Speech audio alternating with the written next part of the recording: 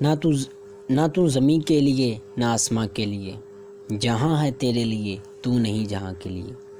یہ عقل و دل ہے شعلۂ محبت کے، وہ خار و خس کے لیے یہ نیستاں کے لیے۔ مقام پرورش او نالہ ہے یہ چمن، نہ سیر گل کے لیے ہے نہ آشیاں کے لیے۔ رہے گا راوی و نیل و فرات میں کب تک، تیرا سفینہ کے ہے بحر بے کراں کے لیے۔ نشاں راہ دکھاتے تھے جو ستاروں کو، ترس گئے ہیں کسی مرد راہ داں کے لیے۔ نگاہ بلند سخن دل نواز جاں پرسوز، یہی ہے رخت سفر میر کارواں کے لیے۔ ذرا سی بات تھی اندیشہ عجم نے اسے بڑھا دیا فقط زیب داستاں کے لیے۔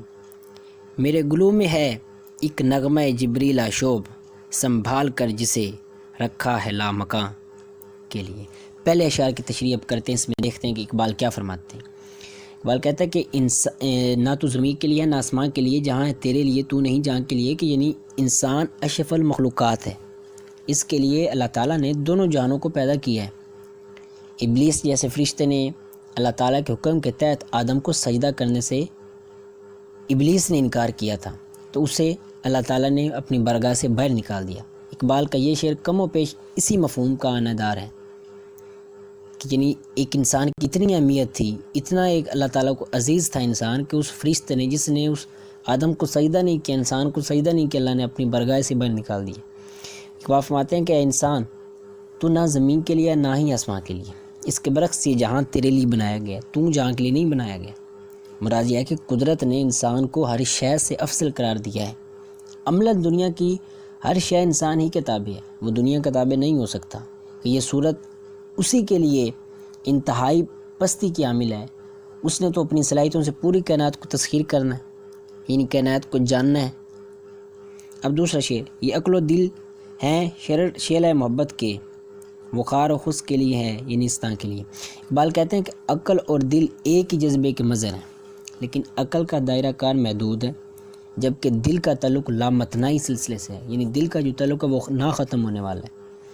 شعر کے مطابق عقل اور دل ایک طرح سے محبت کے شعلے کی چنگاریوں کی مانند ہیں، جیسا کہ سطور بالا میں یعنی اوپر والے سطروں میں بتایا گیا ہے کہ عقل اگر چنگاری کی مانند ہے تو وہ گھاس پھونس کی ڈھیر کو آگ لگا سکتی ہے، جبکہ دل کی چنگاریاں تو لامحدود جنگل کو بھسم کرنے کی صلاحیت رکھتی ہیں۔ تیسرے شعر میں اقبال کہتے ہیں کہ یہ کائنات تو آہ و فریاد سے لبریز تھی، مقام پرورش آہ نالہ ہے یہ چمن، کہ یہ کائنات تو آہ و فریاد سے لبریز ہے۔ ایسی صورت میں نہ تو یہاں سیر گل کا تصور کیا جا سکتا ہے، نہ ہی مستقل رہائش گاہ کا۔ مراد یہ ہے کہ انسان علائق کے دنیاوی میں مست ہو کر عشق کی حقیقت سے بے پرواہ ہو جائے تو یہ اس کی سب سے بڑی بھول ہے۔ کہ انسان دنیاوی خواہشات کے اندر کھو کے اللہ تعالیٰ کو بھول جائے تو یہ اس کی ایک بھول ہے۔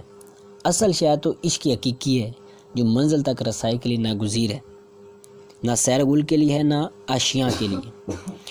اب اگلا چوتھا اشعار، اس کے اندر اقبال کہتے ہیں کہ فرد کی ذمہ داریوں کو وسیع تر مفاد کے پیش نظر اس امر کی رہنمائی کی ہے کہ چھوٹی چھوٹی خواہشات میں الجھ کر زندگی کی بنیادی مقاصد سے روگردانی کرنا دانش مندی نہیں ہے۔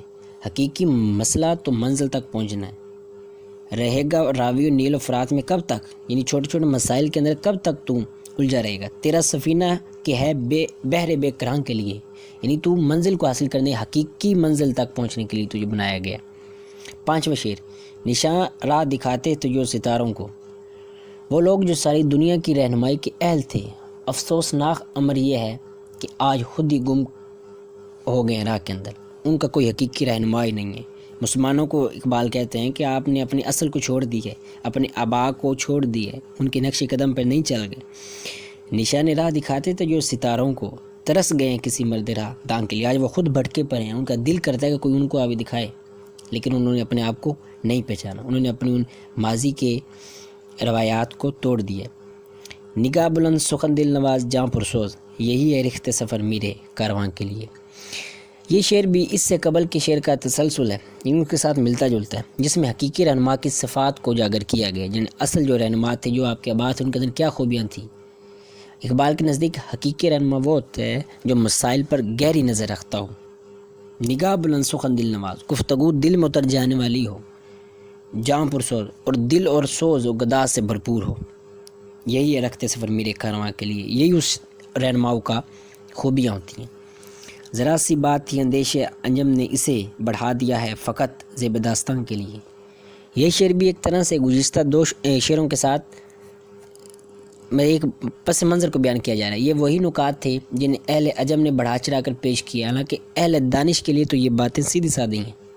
مطلب جو اہل دانش ہیں، جو رہنما ہیں، ان کے اندر تو یہ اصول ہیں، ویسے ان کو اہل عجم نے بڑھا چڑھا کے بیان کیا ہے۔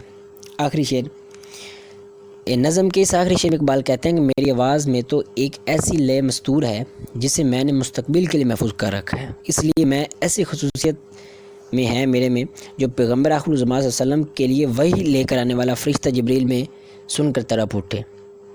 ٹھیک، مراد یہ ہے کہ شاعر کے سخن میں کمال موجود ہو تو وہ فرشتوں کو بھی تڑپا کے رکھ دیتا ہے۔ اقبال کے کلام کے اندر تڑپ ہے، یہی اقبال بیان کر رہے ہیں کہ میرے گلوں میں ہے ایک نغمہ جبریل آشوب، سنبھال کر جسے رکھا ہے لام